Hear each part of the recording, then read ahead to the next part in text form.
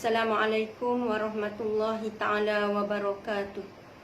Alhamdulillahi rabbil alamin. Wassalatu wassalamu ala ashrafil anbiya'i wal mursalin wa ala alihi wa sahbihi ajma'in. Subhanaka la ilma lana illa ma'allamtana innaka antal alimul hakim. La hawla wa la quwata illa billahil aliyil azim. Alhamdulillah, bersyukur kepada Allah Subhanahu wa ta'ala kerana kita masih lagi dipanjangkan umur oleh Allah Subhanahu wa ta'ala. Dan insya-Allah mudah-mudahan kita berkesempatan dengan Ramadan pada tahun ini, yang mana Ramadan menjelang tiba lagi insya-Allah. Alhamdulillah, saya mengambil kesempatan pada pagi ini untuk sedikit muhasabah mengenai diri saya, muhasabah untuk diri saya dan keluarga saya dan kepada sahabat-sahabat yang dikasihi sekalian. Mudah-mudahan kita mendapat keberkatan daripada Allah Subhanahu wa ta'ala.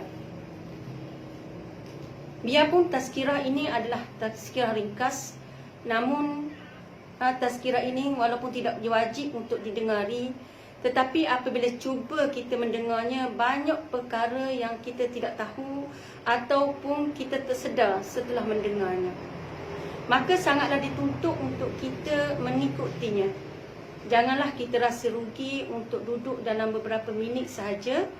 Paling tidak pun ia boleh memberikan pahala kerana kita duduk di dalam majlis mengingati Allah Subhanahu wa ta'ala.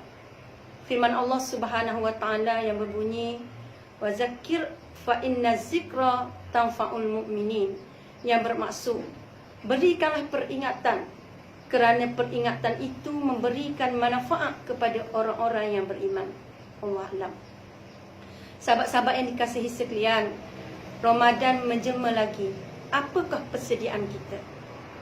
Secara tidak sedar kita telah berada dekat dengan bulan Ramadan.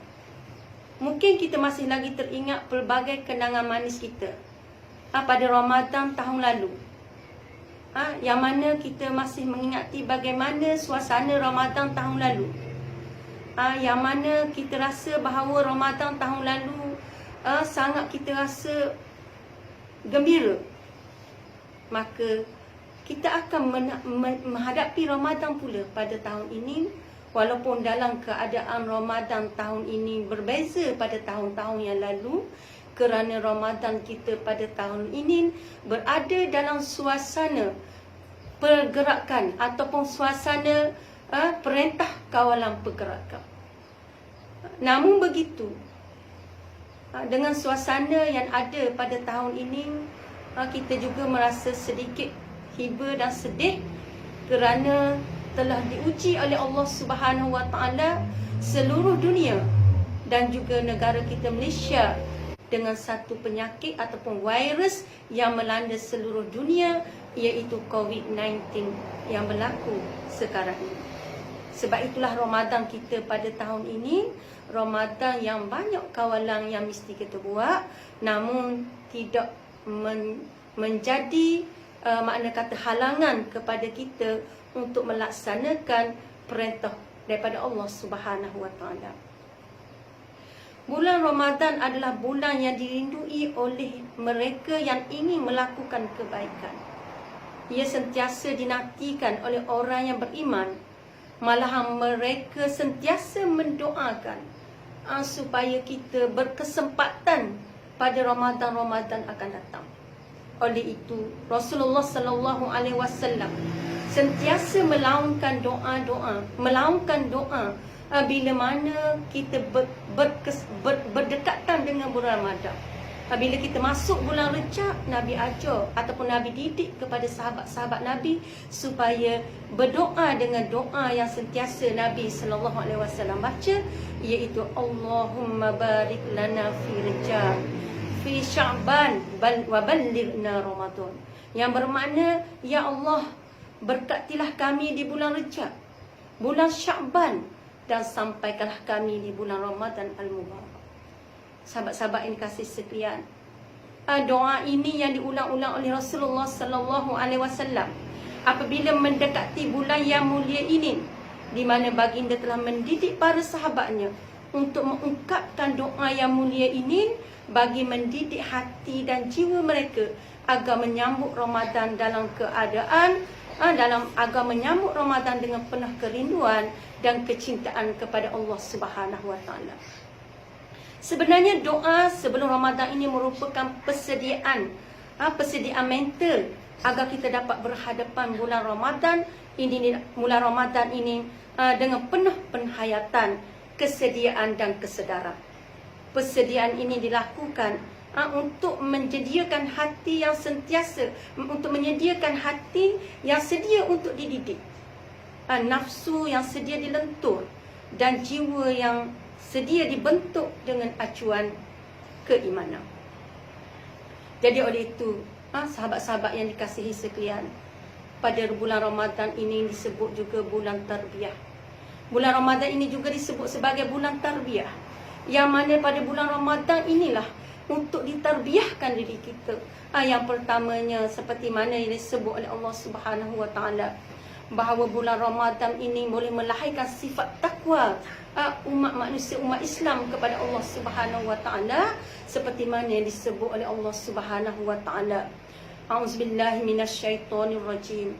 Ya ayyuhallazina amanu kutiba alaikumusiyam kama kutiba alal ladzina min qablikum la'allakum tattaqun. Yang bermaksud, wahai orang-orang yang beriman, kamu diwajibkan berpuasa sebagaimana diwajibkan ke atas orang-orang yang terdahulu daripada kamu, supaya kamu bertakwa. La'allakum tattaqun. Bila kita berpuasa seperti mana orang yang terdahulu berpuasa, Allah mengatakan ia akan melahirkan sifat takwa. Apa dia takwa? Takwa itu adalah membuat perkara yang diperintah oleh Allah Subhanahu wa taala dan meninggal perkara yang dilarang oleh Allah Subhanahu wa taala. Jadi sebab itulah Ramadan ini adalah bulan tarbiyah yang boleh mendidik kita, keluarga kita dan seluruh umat Islam. Yang pertamanya adalah puasa ini adalah menyuburkan sifat ikhlas kita kepada Allah Subhanahu wa taala. Seperti mana firman Allah Subhanahu wa taala yang mengatakan bahawa puasa ini adalah di antara menyuburkan sifat ikhlas kita kepada Allah Subhanahu wa taala semata-mata, serta mencintai Allah Subhanahu wa taala dengan sebaik-baiknya, kerana sesungguhnya puasa itu adalah rahsia di antara hamba-Nya dengan Allah Subhanahu wa taala.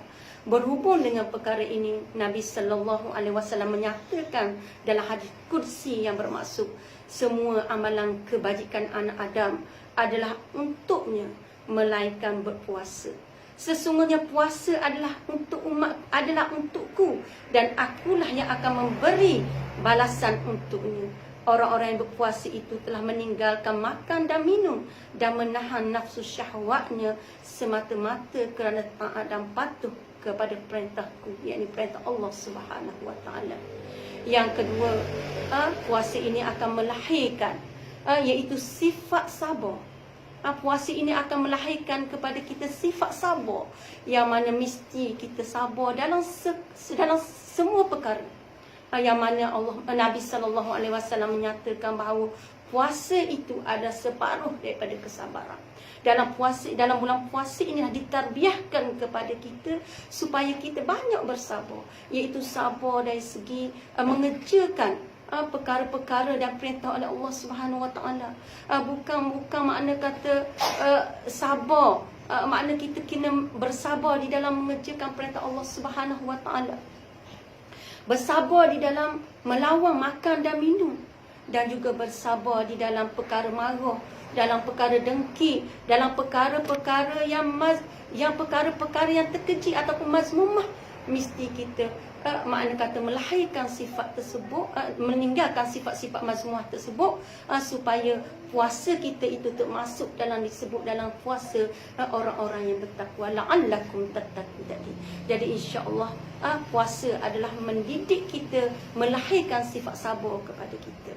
Kita mungkin orang yang kurang sabar, namun dengan kita berpuasa, ia akan melahirkan sifat sabar pada kita. Kita ingat bahawa puasa ini kena banyak bersabar. Kita kena ingat sabar dengan kena anak-anak dalam keadaan hari ini anak ramai-ramai semua ada di rumah. Sebab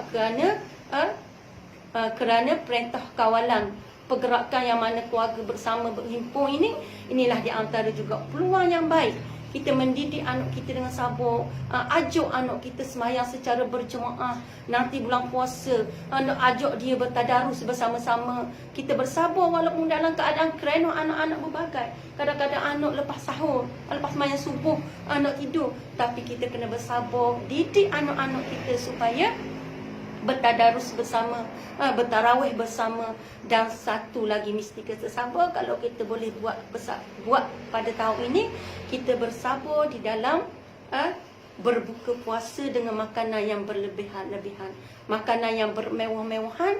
Kalau boleh kita praktik pada tahun ini, kita makan hanyalah sekadar yang termampu ataupun tidak berlebihan, menyebabkan kita membazir dan sebagainya. Dan yang ketiga, puasa ini melatih diri kita supaya bersyukur kepada Allah Subhanahu Wa Taala. Sebenarnya nikmat Allah Subhanahu Wa Taala adalah terlalu banyak dan tidak terhingga yang sepatutnya kita syukurinya. Firman Allah Subhanahu Wa Taala yang berbunyi, wa in ta'uddu nikmatallahi la tuhsuha, yang bermaksud dan jika kamu menghitung nikmat Allah, nescaya lemahlah kamu dalam menentukan bilangannya.